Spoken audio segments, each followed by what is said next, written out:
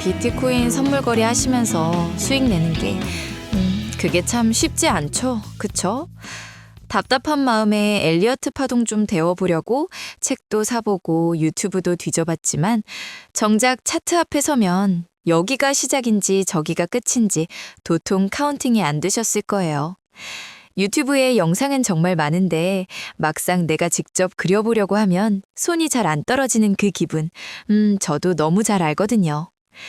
여러분, 작두가 안 되는 건 여러분 잘못이 아니에요. 엘리어트 파동 이론이 내 손에 익을 만큼 확실하게 정립되지 않았기 때문이고 무엇보다 직접 그려보는 연습이 부족해서 그런 거거든요. 이론은 머리로만 아는 게 아니라 직접 선을 긋고 수치를 재봐야 비로소 진짜 내 실력이 된답니다. 그런데 왜 하필 수많은 이론 중에 글렌 릴리냐고요? 일반적인 엘리어트 파동은 해석하는 사람마다 답이 달라서 헷갈릴 때가 참 많지만 글렌 릴리의 니오웨이브는 아주 엄격한 규칙과 수치로 파동을 증명하거든요. 아마 이럴 것이다 라는 막연한 추측 대신 수치가 이러니 이건 이 파동이다 라고 명확하게 답을 내려주기 때문이죠. 자, 지난 시간에 우리 터미널 임펄스에 대해 배웠던 거 기억하시죠? 그쵸? 오늘은 그 뒤를 이어서 충격파보다 100배는 더 어렵다는 복합 조정 파동의 세계로 드디어 들어가 볼 거예요. 원래 조정이 충격파보다 훨씬 까다롭고 복잡하거든요. 하지만 너무 걱정 마세요. 저랑 같이 글렌 릴리의 법칙을 하나하나 대입하면서 작도하다 보면 어느새 이 복잡한 차트가 한눈에 쏙 들어오기 시작할 거예요. 본격적으로 시작하기 전에 아직도 세계 1위 거래소인 바이낸스 계정이 없는 분들은 이 영상 아래 더보기란에 제가 올려둔 가입 영상 꼭 참고해 주시고요. 앞으로 이어질 이 실전 작도 강의 놓치지 않으려면 구독과 좋아요는 필수인 거 아시죠? 자, 그럼 이제 펜 딱 잡으시고요. 글렌 릴리의 법칙으로 이 복잡한 조장을 한번 정복하러 가보겠습니다. 자, 우리 같이 차트 좀 볼까요? 여기 보시면 1파랑 4파가 이렇게 서로 겹쳐 있잖아요. 그쵸? 지난번에 배운 것처럼 이런 중첩이 꼭 있어야만 글렌 릴리가 말하는 터미널 임펄스라고 부를 수 있어요. 이게 없으면 그냥 일반적인 파동이지 터미널이 아니거든요. 이제 이게 진짜 터미널 자격이 있는지 한번 재볼게요. 자, 왼쪽에서 추세 기반 피보나치 확장 도구 선택하시고요. 1파 시작점 찍고 3파 끝나는 고점 찍고 마지막으로 4파 저점을 딱 찍어보세요. 여기서 릴리가 강조한 아주 중요한 규칙, 이 5파의 길이가 1파에서 3파까지 길이에 1.618배를 넘어가면 안 돼요. 만약 넘었다면 이건 터미널이 아니라 다른 파동이었겠죠? 근데 지금은 기준 안에 아주 예쁘게 잘 들어왔네요. 자, 그럼 이제 터미널이 끝냈으니까 아주 빠르고 강력하게 떨어지는 하락의 시작, W파를 직접 그려볼게요. 우선 가격 기준부터 잡아볼까요?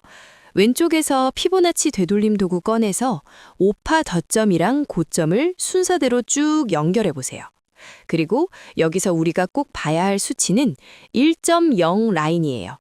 릴리 법칙에 따르면 터미널이 끝나고 나오는 첫 파동은 터미널이 시작됐던 가격까지 무조건 내려와야 하거든요. 그 다음엔 시간을 좀 잴 건데 이게 정말 중요해요. 왼쪽에서 추세 기반 피보나치 시간 도구 선택하시고 5파 시작점 클릭, 끝점 클릭, 그리고 다시 한번 끝점을 클릭해 줍니다.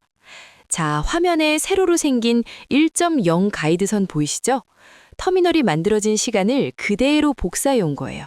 릴리는 이 시간 안에 되돌림이 다 끝나야 된다고 아주 입이 마르게 강조했어요. 자, 제가 선을 하나 그어봤는데 어때요? 가격은 1.0 라인까지 내려온 것 같긴 한데 시간 좀 보세요. 우리가 정한 가이드선을 한참 지나쳐버렸죠? 에이, 이건 릴리 법칙 위반이에요. W파는 무조건 터미널이 만들어진 시간보다 같거나 짧은 시간 안에 시작점을 깨야 하거든요. 시간 조건이 안 맞으니까 이 선은 바로 지울게요. 자, 드디어 제대로 된 W파의 큰 줄기가 나왔네요. 가격도 1.0 라인을 시원하게 뚫었고 시간도 가이드선보다 훨씬 빨리 끝났죠? 자, 이렇게 큰 파동이 확정됐으면 이제 이 속이 어떻게 채워졌는지 하위 파동을 좀 봐줘야 해요. 만약 이 안에 이런 삼각형이 들어오면 어떨까요?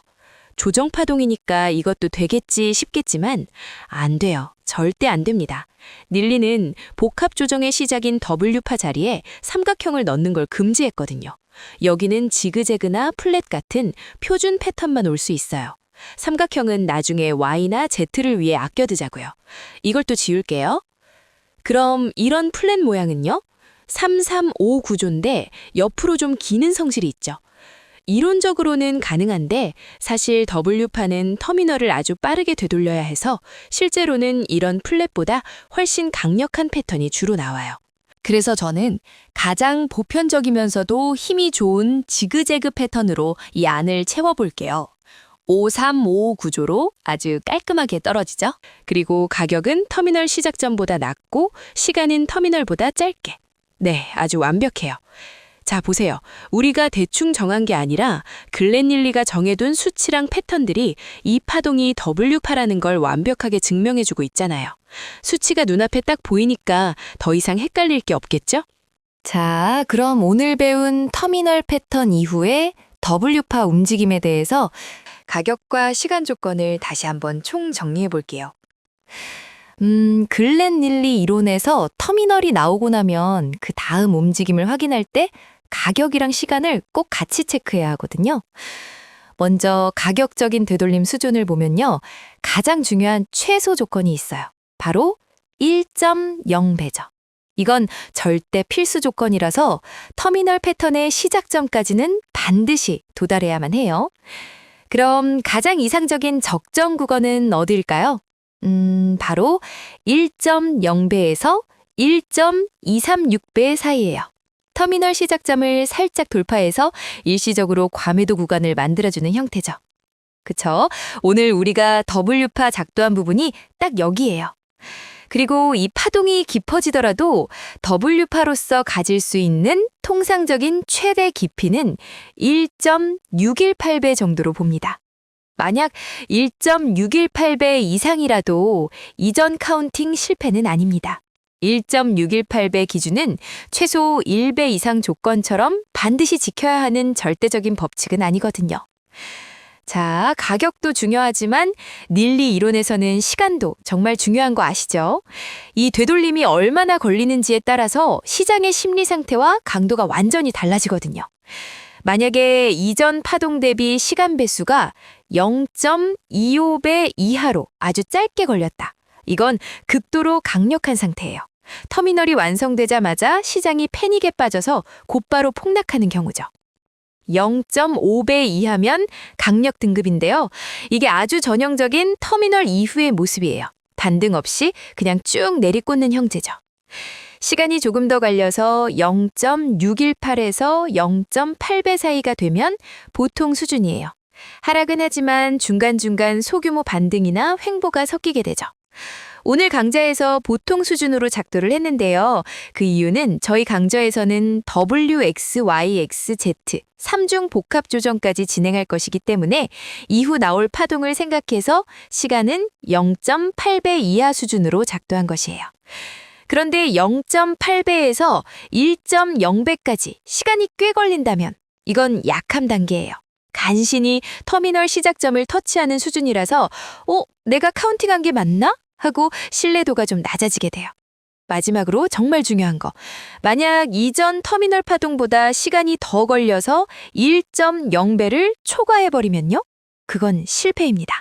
애초에 우리가 터미널이라고 생각했던 그 이전 파동이 사실은 터미널이 아니었다는 카운팅 오류가 되는 거죠.